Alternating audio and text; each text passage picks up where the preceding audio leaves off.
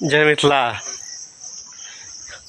आइ के छोटकनमा धिया पुता सबके कहानी बतबै छी जे वो छोड़ा सबके जे देखबै एडिटिंग केनाइ से देख के माथा घूमि जाइ छै।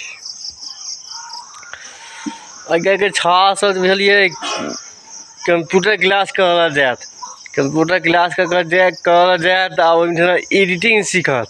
से एडिटिंग सीखबै छै जे बाद में सब फोटो जे घिचायत फोटो में की कर बुझलिए तो फोटो में कतौ देखबै तो सलमान खान संगे कन्हा पर हाथ दऽ के फोटो घिचने रहत, कतौ देखबै तो ऐश्वर्या राय संगे हाथ पकड़ के टहल रहल है। कहू जे ई छौड़ा सब एडिटिंग केना करे छै जे देखिए माथा घुमा देत, बुझलिए ने। वो सलमान खान का सबके जूता साफ कर रखबे नहीं करते,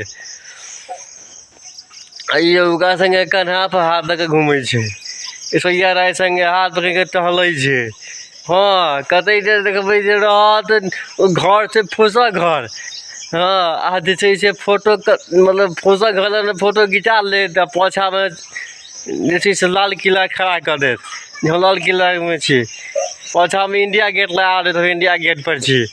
हाँ तेहन ते एडिटर सब छै डायरेक्ट आइ छै कतौ घर से नाला लग में लगा दै छै इंडिया गेट, घर से फूसक घर अब वो दिखा देत अहाँके जे छै से अहाँके कतऽ अहाँके गोल घर तो फलना घर।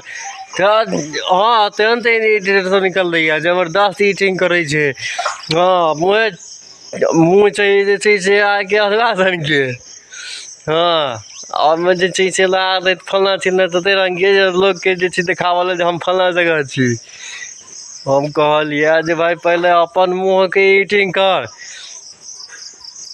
तकरा बाद में जाकर सलमान खान संगे कन्हा पर हाथ पकड़ के टहलिए। वो सलमान खान तो जूतो साफ कर नहीं रखतो से बुझले, ऐश्वर्या राय संगे हाथ पकड़ टहलै जग से वो तो पूछबो नहीं करते जे तू के छ से।